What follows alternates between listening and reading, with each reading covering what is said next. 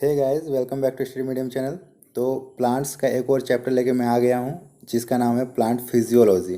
तो पहले मैं इसको कॉन्सेप्ट के थ्रू आपको बता देता हूँ प्लांट फिजियोलॉजी में क्या क्या आपको देखने को मिलते हैं और उसके बाद इसका ऑब्जेक्टिव लाऊंगा। ठीक है, तो बहुत ही इंपॉर्टेंट क्वेश्चंस का सीरीज है। चैनल को शुरू से अंत तक देखिएगा बिना स्किप किए हुए। ठीक है, और जो लोग अभी तक चैनल को सब्सक्राइब नहीं किया वो सब्सक्राइब कर दीजिएगा और वीडियो अगर पसंद आए तो लाइक करके जाइएगा। ठीक है, तो चलिए शुरू करते हैं। आज का पहला क्वेश्चन, प्रकाश संश्लेषण में आवश्यक होते हैं CO2, H2O, क्लोरोफिल और सूर्य का प्रकाश। ठीक है, नेक्स्ट क्वेश्चन से, किस गैस को हरित प्रभाव का गैस भी कहा जाता है जो पृथ्वी को तापमान में वृद्धि के लिए उत्तरदायी है? तो इसको हरित प्रभाव नहीं, ग्रीन इफेक्ट कहा जाता है। ग्रीन हाउस इफेक्ट होता है ना, तो वो CO2 के कारण होता है। ठीक है, नेक्स्ट है, प्रकाश संश्लेषण में पौधे अपना भोजन किस रूप में संग्रहित करते हैं? Very important questions. फोटोसिंथेसिस जो भोजन बनता है उसको स्टोर किया जाता है मंड या स्टार्च के रूप में। अगर मान लीजिए कोई पौधा, ठीक है, जितना भोजन बनाया उतना तो वो यूज नहीं कर पाएगा, उसमें से कुछ स्टोर करना होगा।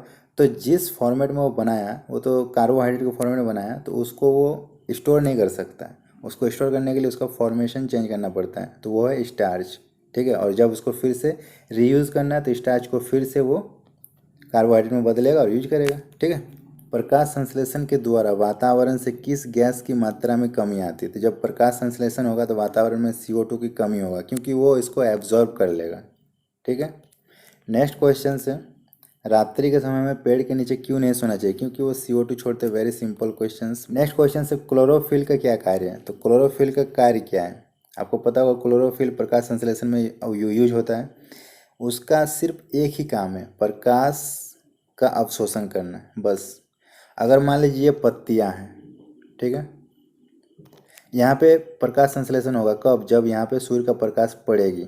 तो मान लीजिए यहाँ पे क्लोरोफिल नहीं है तो सूर्य प्रकाश पड़ी और वापस वो चली गई। ठीक है, सूर्य का प्रकाश पड़ी और वापस वो रिफ्लेक्ट हो गई। उसको एब्जॉर्ब करने वाला तो कोई चाहिए ना, तो वो काम होता है क्लोरोफिल का। क्लोरोफिल उसको एब्जॉर्ब कर लेता है, उसको जाने नहीं देता है। जब उसको जाने नहीं देगा तो फिर उसका यूज़ होगा, बस यही काम है। नेक्स्ट क्वेश्चन से, हरित लवक के दो प्रमुख अंग होते हैं। हरित लवक के दो प्रमुख अंग होते हैं ग्रेना तथा स्टोमा। ठीक है, नेक्स्ट है, प्रकाश संश्लेषण की क्रिया सबसे अधिक और सबसे कम किस रंगों में होती है? ये बहुत बार पूछा गया क्वेश्चन से। तो सबसे ज़्यादा लाल रंग में होता है और सबसे कम बैंगनी रंग में होता है। अगर प्रकाश का रंग लाल हो तो प्रकाश संश्लेषण की क्रिया सबसे अधिक होगी, और अगर बैंगनी कलर के प्रकाश हो तो वो सबसे धीमी होगी। ठीक है, नेक्स्ट है, बाष्पोत्सर्जन की क्रिया की दर किस पर निर्भर करती है? तो ये निर्भर करती है स्टोमेटा के खुलने तथा बंद होने पर। मतलब ये मान लीजिए एक पत्ती है, इसमें लाखों करोड़ों छिद्र होते हैं। एक पत्ती में लाखों करोड़ों छिद्र होते हैं जिसको स्टेमेटा कहा जाता है।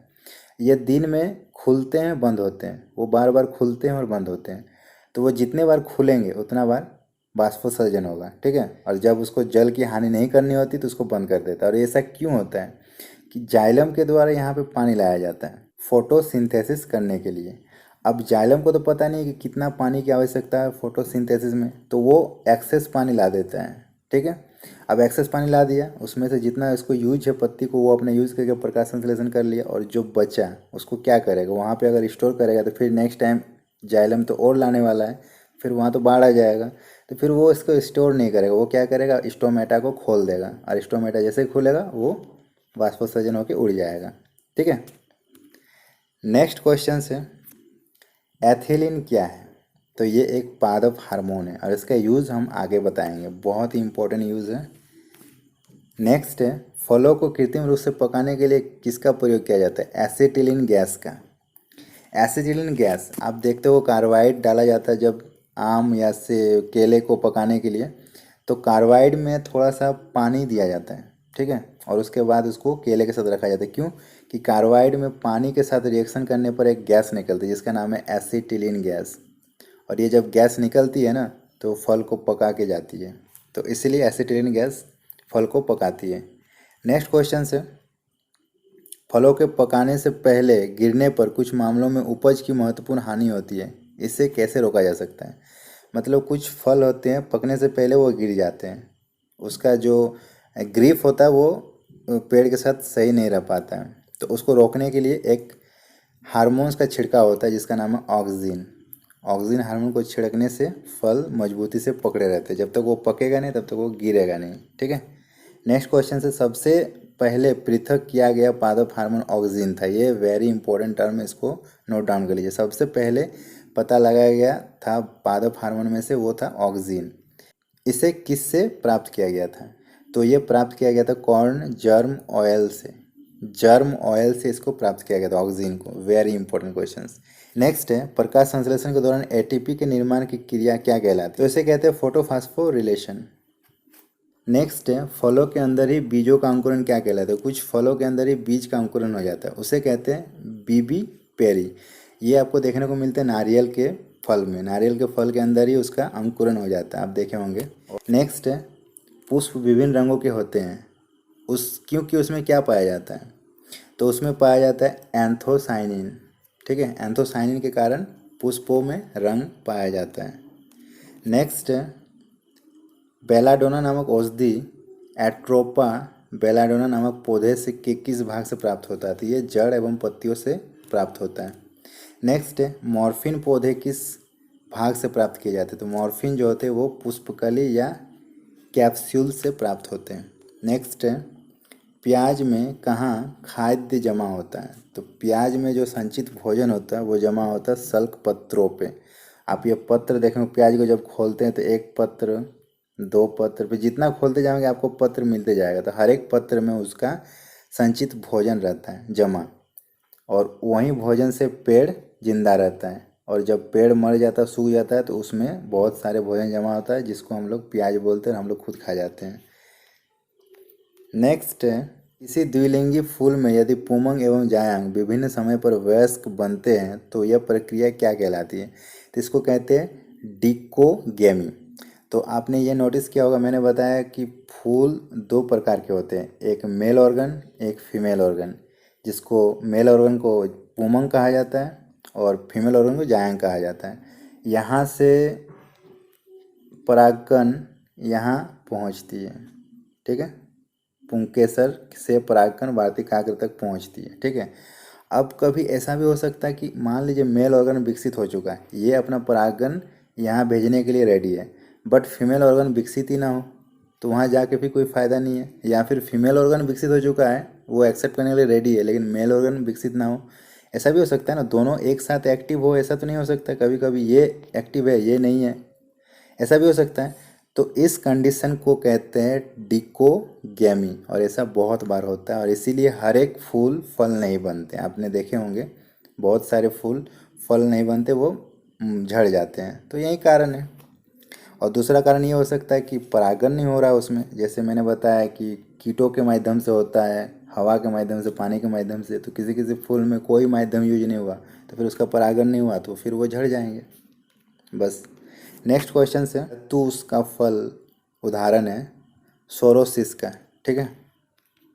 एंड नेक्स्ट है, पौधों में खनिज लवण एवं जल का संवहन किसके द्वारा होता है? तो ये जाइलम के द्वारा। तो वेरी सिंपल है, पेड़ पर फल किस हार्मोन के कारण पकता है? वे एथिलीन हार्मोन के कारण पकता है, और ये नेचुरल हार्मोन होते हैं। ये एक पहला हार्मोन है जो गैसीय अवस्था में होते हैं, इसको भी आप नोट कर लीजिए। नेचुरल हार्मोन में से, पादप हार्मोन में से जो हार्मोन गैसीय अवस्था में होते हैं उसका नाम है एथिलीन हार्मोन। ठीक है। नेक्स्ट क्वेश्चन है, प्रकाश संश्लेषण द्वारा निर्मित खाद्य एवं भोज्य पदार्थ का संवहन किसके द्वारा होता है? जब खाना बन जाता है पत्तियों में, तो वो खाना पौधे के विभिन्न भागों तक पहुंचना बहुत जरूरी है, तो वो काम करता है फ्लोएम। ठीक है, ये एक उत्तक है। नेक्स्ट है, पौधे में जल का ऊपर की ओर चढ़ना क्या कहलाता है? तो इसे कहते हैं रसारोहण। पौधे में जल का ऊपर की ओर चढ़ना रसारोहण कहलाता है।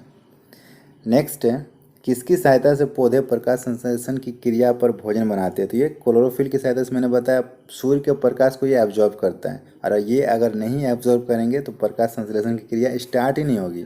तो ये स्टार्टर है, सबसे पहला काम इसी का है। नेक्स्ट है, क्लोरोफिल हरित लवक में उपस्थित होते हैं। ठीक है, अतः इसे कहा जाता है पादप कोशिका का रसोई घर। इसीलिए कहा जाता है क्योंकि क्लोरोफिल पहले उसको फ्यूल देता है। अगर मान लीजिए रसोई घर में खाना बनाने से पहले आप क्या करते हो? गैस ऑन करते हो, तो वो गैस ऑन का काम क्लोरोफिल कर रहे हैं। ठीक है। नेक्स्ट है क्लोरोफिल में कौन सा तत्व पाया जाता है, वेरी इंपॉर्टेंट, उसमें मैग्नीशियम पाया जाता है। क्लोरोफिल में मैग्नीशियम पाया जाता है, बहुत बार पूछा गया है। नेक्स्ट है प्रकाश संश्लेषण में किसका ऑक्सीकरण होता है, तो प्रकाश संश्लेषण में जल का ऑक्सीकरण होता है। ठीक है, ये टूटता है। तो आप सुने होंगे प्रकाश संश्लेषण के दौरान ऑक्सीजन मुक्त होती है, तो वो ऑक्सीजन कहाँ से आती है, तो इसी जल से आती है। ठीक है, मान लीजिए अगर दो अणु अगर हम जल लेंगे तो एक O2 निकलेगा और ये मुक्त हो जाएगी, क्योंकि इसका कोई ज़रूरत नहीं है पौधों को, एक पौधे को इसका कोई ज़रूरत नहीं थी, ये वायुमंडल में मुक्त कर देगी और इससे कार्बोहाइड्रेट बनेगा, अपना भोजन में ये इस्तेमाल होगा।